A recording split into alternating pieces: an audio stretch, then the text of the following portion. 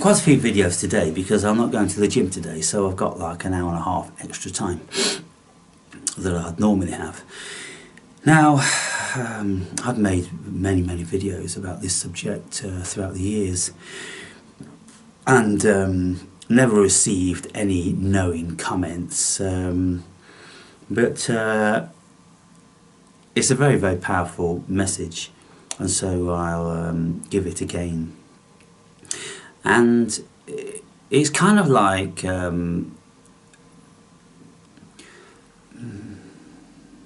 it's one of the things, it's one of the very powerful things that you'll be very aware of when you become awakened. And that thing is feeling the essence. And I'm not, how do I feel? By saying feeling, it's kind of like, it's an energy thing. You feel your energy. You feel your energy levels. You're not feeling your arms and your legs, and you're not feeling the tension when you swallow. It's not that feeling. It's just a knowing of your energy. And when you gain awareness to your fluctuating energies, you're aware of so many fluctuating energies in all different sorts of environments and under certain conditions, and you can feel yourselves glowing like you've got an aura about you, because you have, but you can feel your own aura. And you feel this aura become really strong and then diminish on other times. But the greatest state of awareness is when we are at peace and we just sit down. And you can be in a park, you can be anywhere. You know, I did this just about everywhere I ever went for many years. Just slip into a meditation. Usually I would do this in airports and travelling on buses, and whenever I was in the vicinity of a lot of people, if I wasn't reading a book, which, you know, invariably I always was, whenever I was sitting down in the airport, I wouldn't just be, you know, bored looking at my phone. I'd be reading a book. And then when I'm on the plane, I'd be reading the book. And then when I got too tired to read the book, I'd go into a meditation. And then I'd always be aware of the state of my energy flow in the body. And when you know that you are free, then you won't be able to feel the body anymore. And so listen very carefully, people. If you ever could sit down and just close your eyes and slip into a meditation, and you don't feel your body anymore. You don't feel it sitting in the chair. You don't feel the weight of it. You don't feel it. You just turn your mind off from it. And when you do that, that's when you're absolutely free. And if you can't do that, and invariably most people won't be able to do it, what you may be able to discern is the racing in your body, the angst in your body, the anxiety, the agitation, the feeling of being uncomfortable with that stillness. How many of you are really uncomfortable with absolute stillness? Unless, of course, you're asleep. But if you were just to sit on a tube and slip into an open-eyed meditation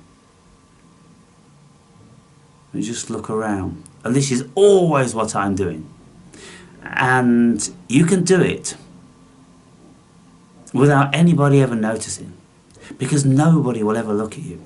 Nobody will ever look into your eyes as one human being to another. They simply will not do it. And I've put this to test hundreds of times. I've stood in the middle of like any one of the big British train stations. I've even done it in Central Park.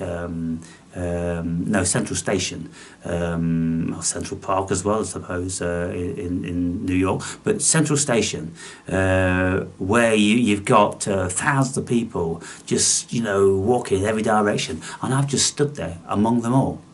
And I've just tried to see if I could get eye contact with anyone.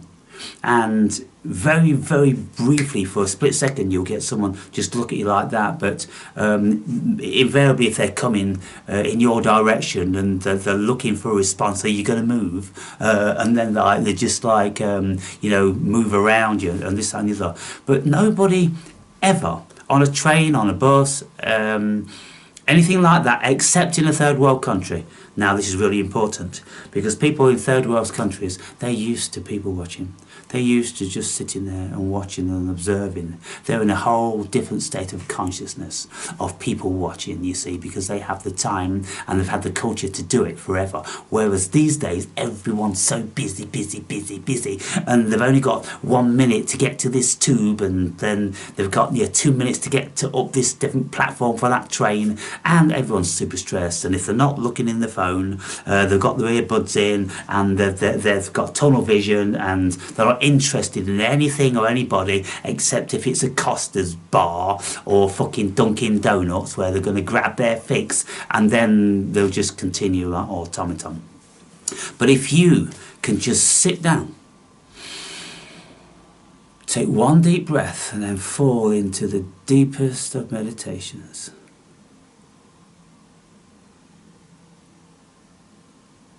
and everything goes away. Absolutely everything goes away. You don't even feel the body. And you don't feel the body because there is no angst there, people. You're not in an angst about got to get to work, or what you're going to do when you get back from work, or you're going to see so-and-so, and you need to message so-and-so, and is there any tweets on my phone? You don't have any of that going on. You're not interested in any of that at all, because you know when you get home your phone isn't gonna ring, and you can go for days and days when you won't even have a text message. That's when you know you're free, people. And when you can just one deep breath, it just feels so satisfying, and then and as you do that, your whole body just falls away.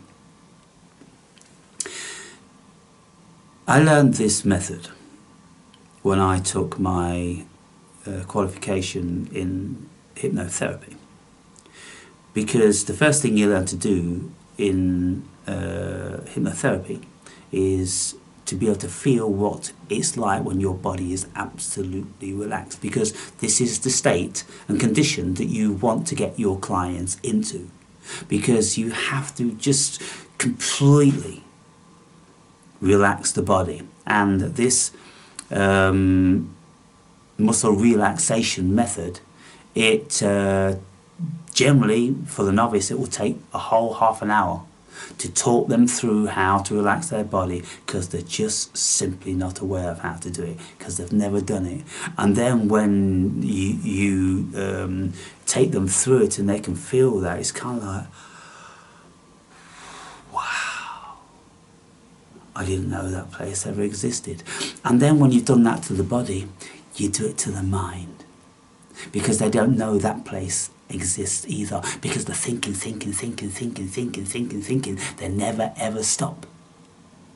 But if you can get them to turn off their mind and their body is absolutely relaxed, that's when you disappear, people. This whole human experience, it actually disappears. There isn't even a state of consciousness which knows you're in a meditation. When you're in the deepest of meditation, of course, lots of meditation, you can just, feel very calm and relaxed. But there's a consciousness and awareness about you that you're hearing people doing this and doing that and saying this and saying that. But I mean, I've been in places whereby I've turned off the whole exterior world, and I've gone so deep inside that the whole human experience was no longer here. The only thing that was present was awareness. And when you enter into that awareness, it's the most beautiful, emancipating thing. And then if you can do that, then for sure you would be enlightened, because you would know that you are not the body. You see? And so this whole concept of enlightenment, it isn't one super duper Indian guru thing that nobody in the West could ever attain. No, it's very, I won't say it's simple. It took a long time. It took me a long time. I think it took me about 6 months meditating every single day before I entered into this nothingness. And it was a real big deal. And I write about that in the book. There was just something that just went pooh. It was like that poo. It's like two things happened. The mind and the body completely disappeared, and the conscious awareness went into another dimension, which was absolutely still, nothing there at all. And it felt vacuous, absolutely vacuous and open. And I was in there. My awareness was in there. And I stayed in there for about 10, 15 minutes just waiting, because I'm thinking, I'm expecting something to happen. But nothing happened. And I opened my eyes and went, wow. That's what these gurus have been speaking about for all these years. There is actually another place which your mind can go outside of the world. It goes back like to source. And so, of course, once I knew I could do it, I would be going there all the time.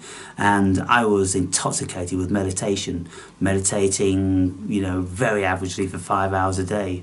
I'd walk around towns and cities, and I'd find a tree or a park bench or a fountain, beautiful to sit on the fountain side, and just listen to the water crashing down. You can enter into the nothingness in no time at all, because the whole world just fades away when you listen to the thunder of that water coming down, if it's a big fountain, you know. It's incredible. So, people, if you ever really want to know what you are, then you absolutely have to learn to meditate in the deepest and profoundest of ways. And you'll know when you are there, because it's a real big deal.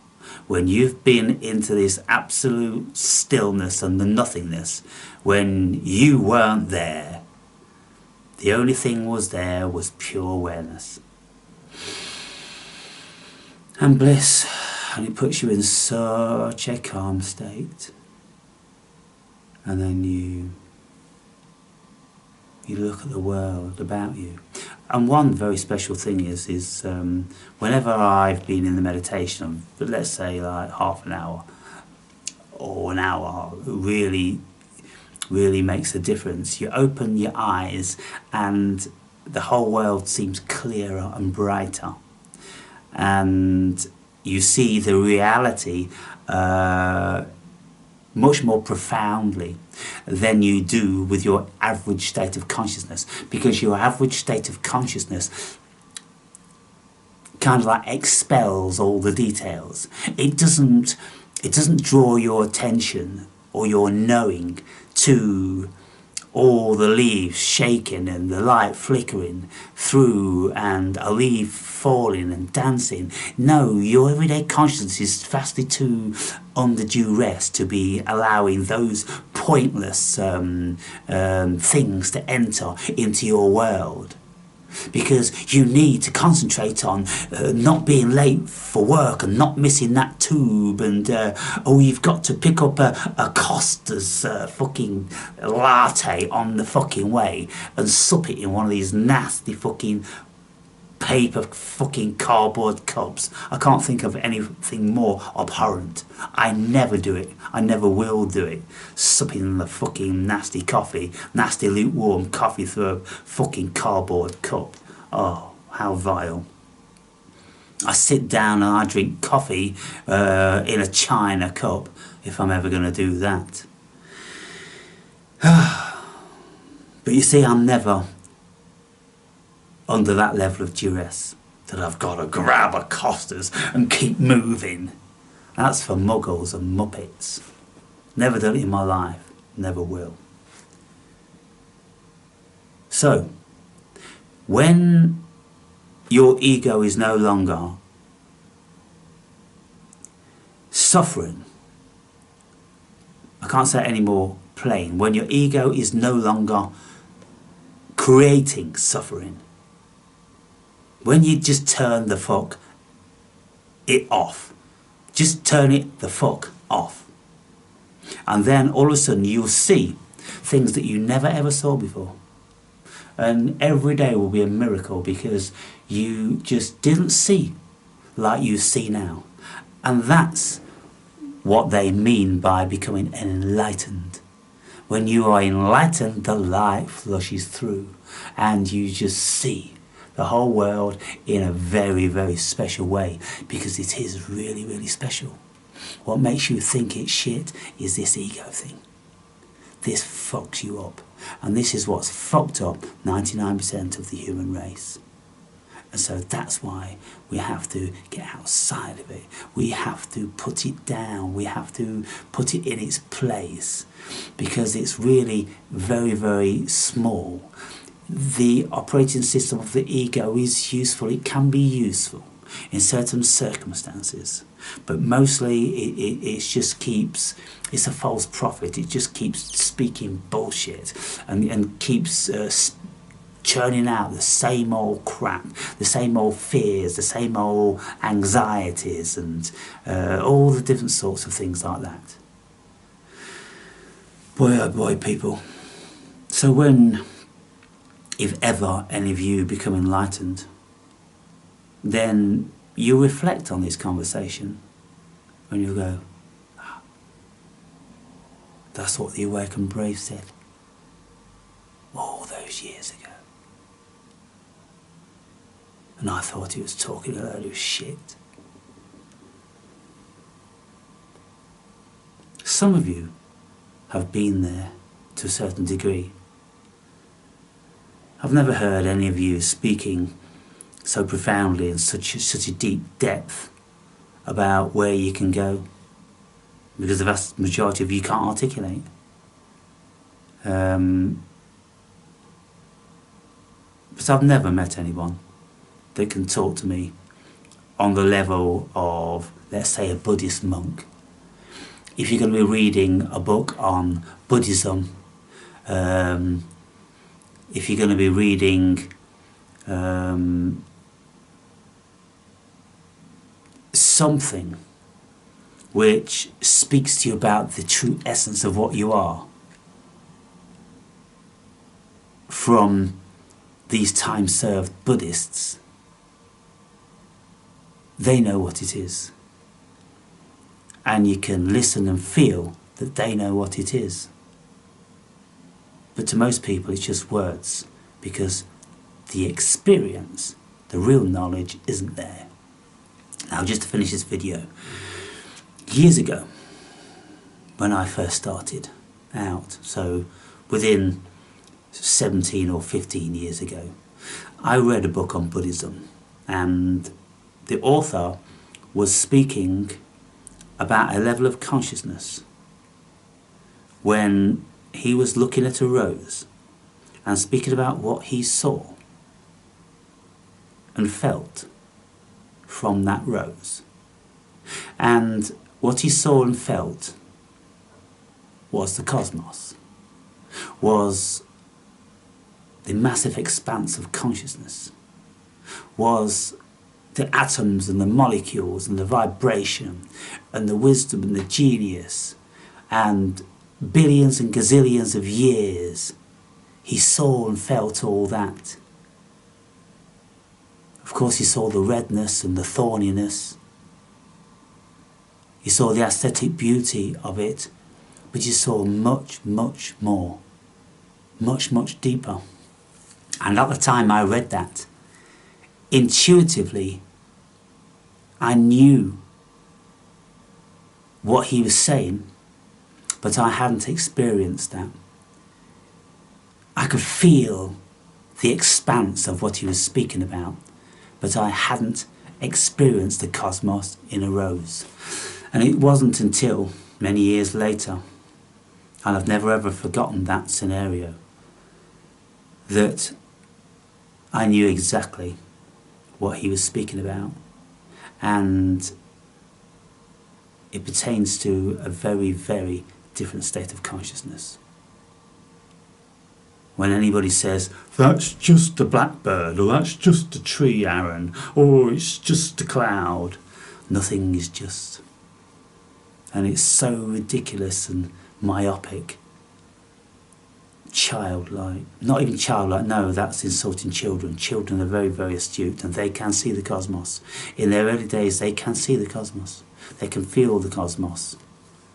But that expanse of consciousness is crushed from within them.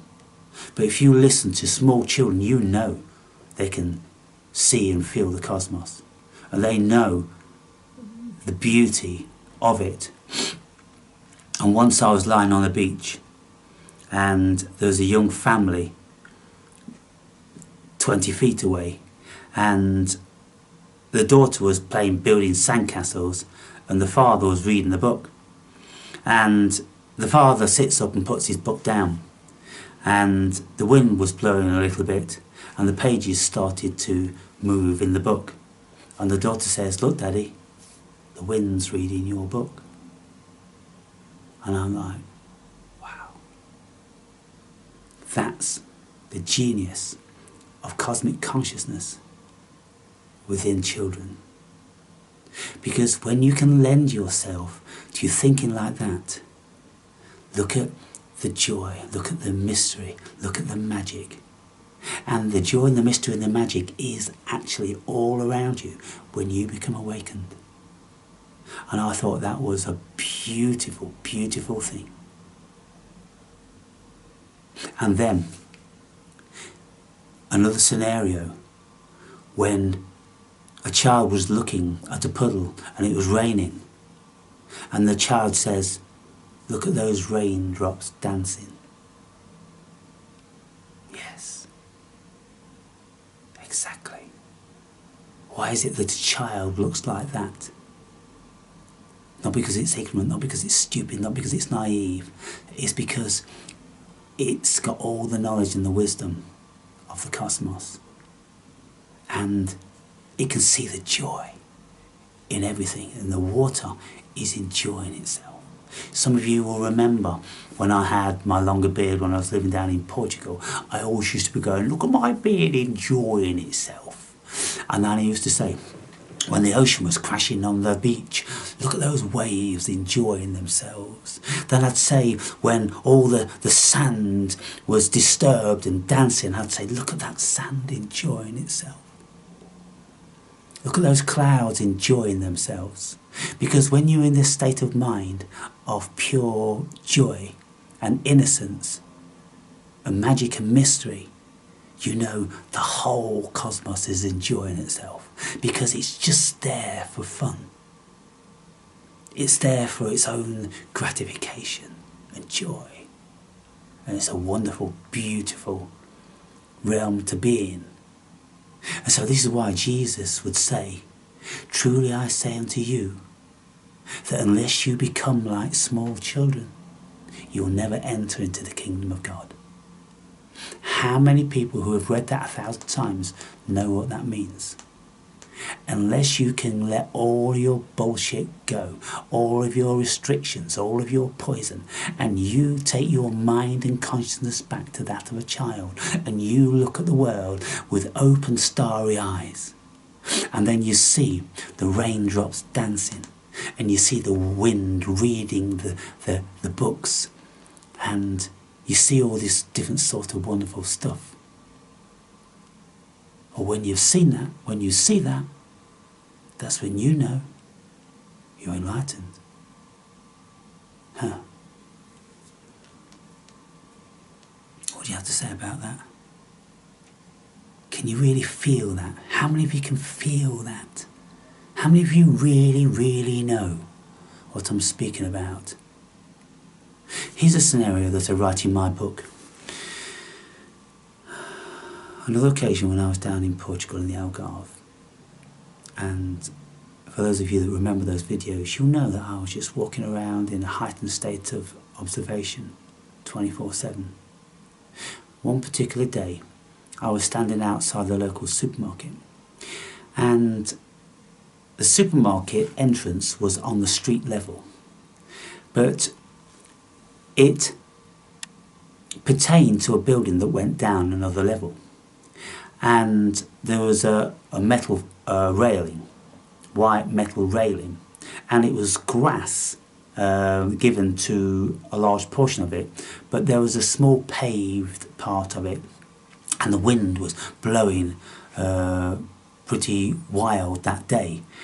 And when I looked down, I saw several leaves, a crisp packet and a paper cup, swirling and swirling and swirling, caught in this incessant waltz. And the wind, when it abated a little bit, then the crisp packet would come to rest, and the paper cup would come to rest, but the leaves would continue because they were lighter and smaller. When the wind picked up, first the crisp packet joined the waltz again, and then when the wind picked up even more, the paper cup joined in the waltz.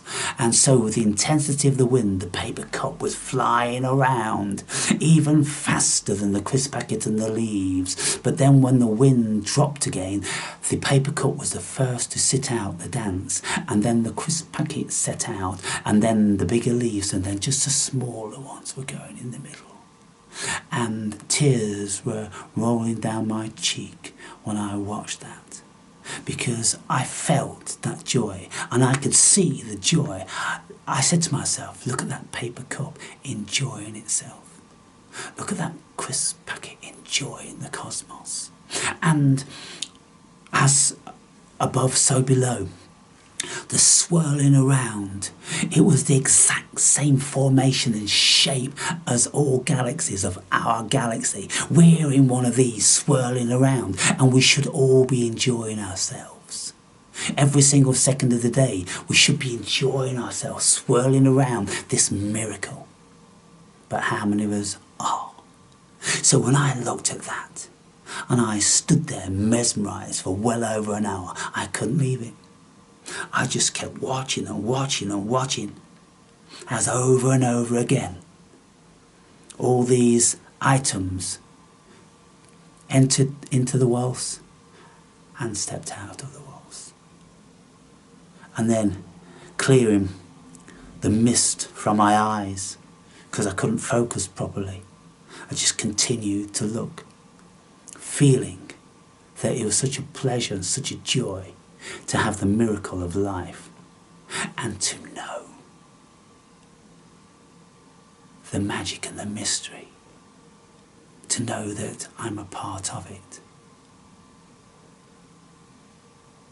And it's just so incredible. So that's why I find the greatest of joy and pleasure just to notice things like chimney pots, just to notice barks on trees, just to watch how leaves fall, and how some of them dance incredible dances whilst they have their short journey down to earth. It's such a wonderful, marvellous thing just to watch leaves fall.